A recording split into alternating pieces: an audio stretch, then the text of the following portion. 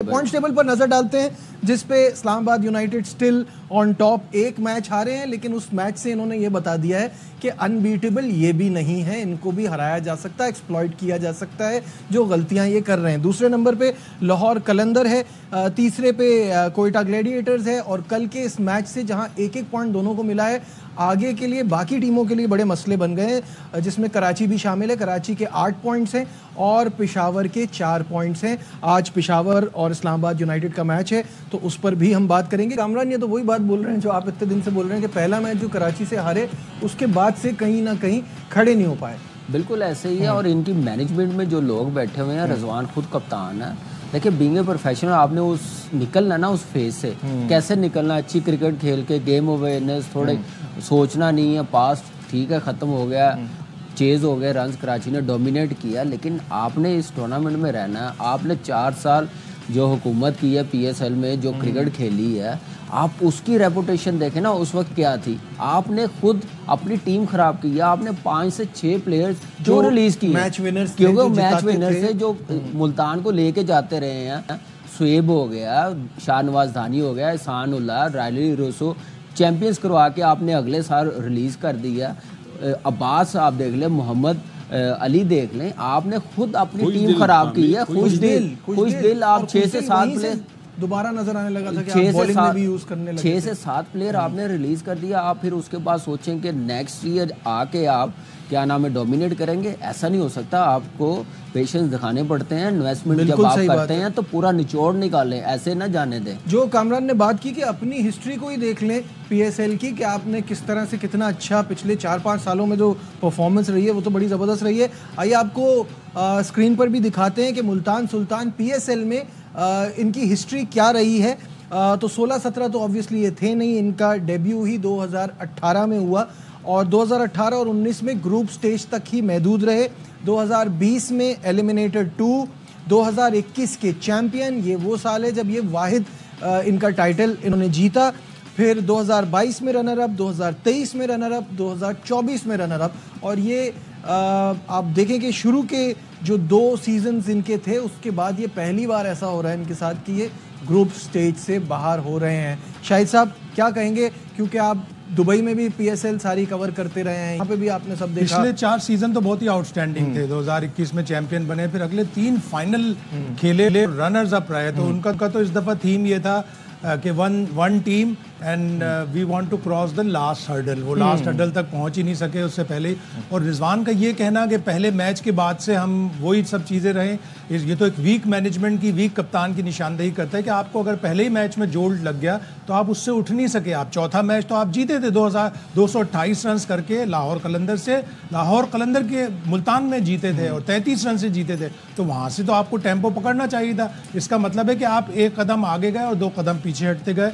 और पूरी कैंपेन में आपके साथ यही रहा। उनके साथ प्रॉब्लम ये हुआ कि उनके पास जो 2 मोस्ट एक्सपीरियंस बॉलर थे, डेविड विली और क्रिस जॉर्डन, वो परफॉर्म नहीं कर सके। बाकी अटैक थोड़ा इनएक्सपीरियंस, वैसा नहीं लगा जैसे पहले चलता था। बासित भाई, जो जहां तक कप्तानी की बात है तो रिजवान पे तो ये सिर्फ मुल्तान सुल्तान नहीं, ये तो पीछे से चल रहा है ना। वो तो सारा प्रेशर, ये जो बातें यहाँ कर रहे हैं, ये ऐसा लगता है कि जैसे रिपीट हो रही है, पाकिस्तान टीम में भी यही बातें हो रही होती हैं। मुझे सिर्फ एक बात का जवाब चाहिए नजीब, आप तीनों से। रिजवान विकेट कीपिंग क्यों नहीं कर रहा? ये सवाल तो है। फिट तो है, फील्डिंग भी कर रहा है। किसने मशवरा दिया कि आप विकेट कीपिंग ना करें? ये काम ही ज़्यादा अच्छा बताएगा विकेट कीपर है। जब विकेट कीपर होता है तो सारे बॉलर्स की लाइन और लाइन, कौन बैट्समैन क्या चाह रहे हैं, ज़्यादा आसानी होती है। बात करता है फौरन, ज़्यादा आसानी होती है बैट्समैन को पकड़ने के लिए, अपनी बॉलर्स की गलतियाँ बताने के लिए। फील्ड प्लेसमेंट कि मिड ऑफ ज़्यादा बाहर तो नहीं है, वो ये चीज़ तो सोची नहीं। आप भी बहुत बड़ा फर्क है ये। आप भी वहाँ तक नहीं पहुँच रहे जहाँ तक मैं पहुँच गया हूँ। कहाँ तक जस्टिफाई करना भी तो है ना उस्मान खान की जो 1 साल से सिलेक्शन हो रही है, दिखाना भी तो है ना कि हमने इसलिए इसको साथ रखा हुआ। But that is not his job. मेरी नजर में आप तो ये बात कह सकते हैं ना, ये तो लेकिन सेलेक्टर्स का डिसीजन था, ये फैसला था, वहाब रियाज उनको कन्विंस करके लाए थे। नहीं, वहाब रियाज पाकिस्तान टीम के लिए तो वहाब रियाज ने उनको यूएई से यहाँ लेकर आए ना। देखिए वहाब बिल्कुल वहाब का नहीं, बाकी भी लड़के थे या बाकी भी मैनेजमेंट थी, आई डोंट नो वहाब का कितनी उसकी से थी कि इसको लाने की, लेकिन मेरे होते हुए डिसीजन हुआ था, मैं भी था उस वक्त, मैंने साफ कहा था, मैंने कहा ये नहीं हो सकता कि आप एकदम से कहा था ऑन रिकॉर्ड ये बात है, पहले डोमेस्टिक खिलाओ, 2 साल खिलाओ फिर सिलेक्ट। मैंने कहा एक प्रोसेस के साथ लाएंगे ना तो क्रिटिसिज्म भी नहीं होगा, बाकी लड़कों को भी मैसेज आएगा, वो भी कहेंगे ये नहीं है कि बगैर खेले हुए आएंगे, तो ऐसे आप अपना सिस्टम खराब करेंगे। लेकिन खैर उस्मान खान जो भी है, बिल्कुल बासित भाई ने सही कहा, कैसे आप छोड़ सकते हैं विकेट कीपिंग, क्या रीज़न है, मुझे एक बात बताए, पाकिस्तान टीम में तो आपने एज अ फील्डर तो खेलना नहीं है, आपने तो विकेट कीपिंग करेंगे तो खेलेंगे, तो मुझे नहीं, आई डोंट नो क्या रीज़न है, या गर्मी इतनी है कि विकेट कीपिंग में आपको पता है एनर्जी और तो सारी दुनिया जहान में पोस्ट मैच में सवाल हुआ है रिजवान से, पोस्ट मैच में सवाल हुआ, लेकिन उसने अजीब गोलमोल से जवाब दिया कि पहले हमने शाय होप से करवाई कीपिंग, फिर मैंने मैं सोचा मैं करूं, फिर मैंने उस्मान को दे दी कीपिंग।